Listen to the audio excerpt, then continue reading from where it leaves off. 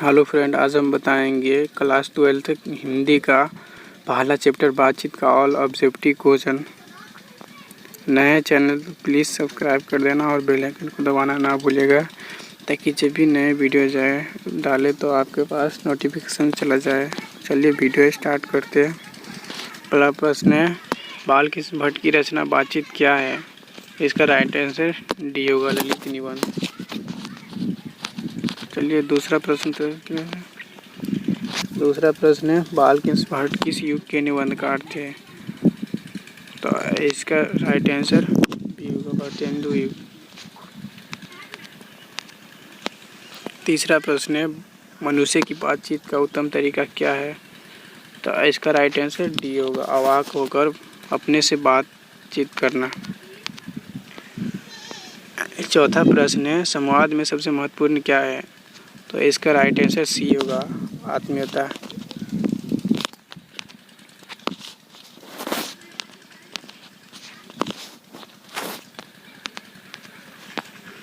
पांचवा प्रश्न है, बालकृष्ण भट्ट का जन्म हुआ था? तो इसका जो जन्म हुआ था 23 जून 1844 को। छठा प्रश्न है, संयुक्ता स्वयंवर रचना है? तो इसका राइट आंसर होगा बालकृष्ण भट्ट, ये। सातवां प्रश्न है, कौन सी रचना बालकृष्ण भट्ट की नहीं है?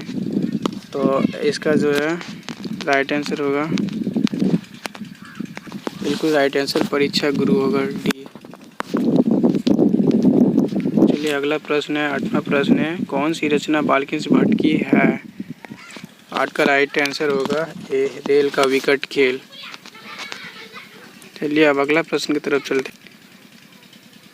9वां प्रश्न है, बालकृष्ण भट्ट ने कौन सा मासिक पत्र निकाला था? तो आपके सामने इसका राइट आंसर सी होगा, हिंदी प्रदीप। सॉरी, ये हो गया। 10वां प्रश्न है, बातचीत किस विधा की रचना है?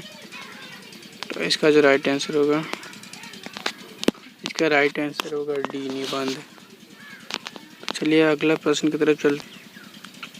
11वां प्रश्न है, रॉबिन्सन क्रूसो ने 16 वर्ष के उपरांत किसके मुख से एक बात सुनी थी? तो इसका जो राइट आंसर, फ्रेडे के मुंह से एक बात सुनी थी। 16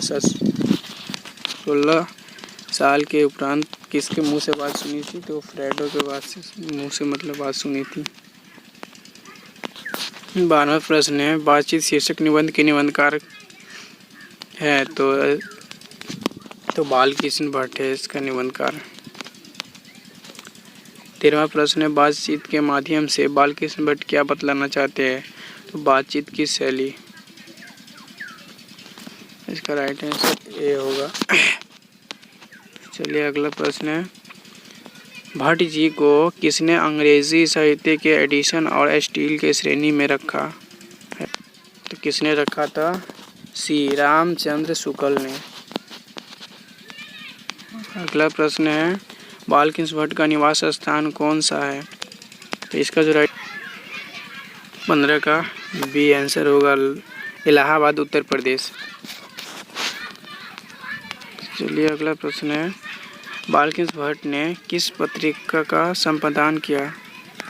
तो इसका जो राइट आंसर सी होगा, हिंदी प्रदीप। चलिए अगला प्रश्न की तरफ चलते हैं। 17वां प्रश्न है, बालकृष्ण भट्ट ने हिंदी प्रदीप नामक मासिक पत्र निकालना कब प्रारंभ किया? तो इसका जो राइट आंसर होगा ये होगा 1877 ईस्वी। चलिए अगला प्रश्न है, कौन सी रचना बालकृष्ण भट्ट द्वारा रचिता नहीं है? मेघदूत जो है वो बालकृष्ण भट्ट की रचना नहीं है। तो चलिए अगला प्रश्न की तरफ चलते हैं। अगला प्रश्न है 19वां प्रश्न है, कौन सा उपन्यास बालकृष्ण भट्ट द्वारा रचिता है? सॉरी, उपन्यास होगा, उपन्यास लिखा हुआ है। तो इसका जो राइट आंसर होगा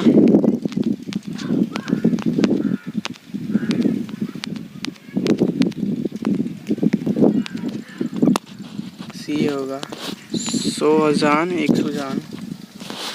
चलिए अगला 20वां प्रश्न है, नाटक के प्रारंभ में होने वाले मंगल पाठ को क्या कहा जाता है? तो इसका जो राइट आंसर होगा बी होगा, नंदी पाठ। नंदी पाठ कहा जाता है। चलिए अगला प्रश्न है, रॉबिन्सन क्रूसो को कब तक मनुष्य का मुंह देखने को नहीं मिला? तो इसका राइट आंसर सी होगा, 16 वर्ष तक। चलिए 22वां प्रश्न है, बोलने से ही मनुष्य के रूप का हस्ताक्षर होता है, यह किसने कहा? बेन जॉनसन ने कहा। बी राइट आंसर, बिल्कुल राइट आंसर है बेन जॉनसन। अगला प्रश्न है, असल बातचीत सिर्फ 2 व्यक्तियों में ही हो सकती है, यह किसका मत हुआ? इसने कहा था, एडिसन ने कहा था। एडिसन ने कहा था। अगला प्रश्न है, एडिसन के अनुसार असल बातचीत कितने लोगों के बीच हो सकती है? तो इसका राइट आंसर 2 होगा।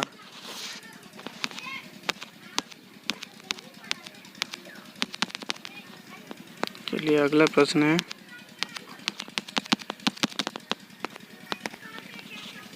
25वां प्रश्न है, बातचीत से मन किस प्रकार का हो जाता है? तो इसका राइट आंसर सी होगा, हल्का और स्वच्छ। 26वां प्रश्न है, किसके ना होने से सृष्टि गूंगा प्रतीत होता है? तो इसका जो राइट आंसर वाक शक्ति। अगर वो बोलने की शक्ति नहीं होगा तो सृष्टि मतलब गूंगा प्रतीत होगा। 27वां प्रश्न है, आर्ट ऑफ कन्वर्सेशन कहाँ के लोगों में सर्वाधिक प्रचलित है?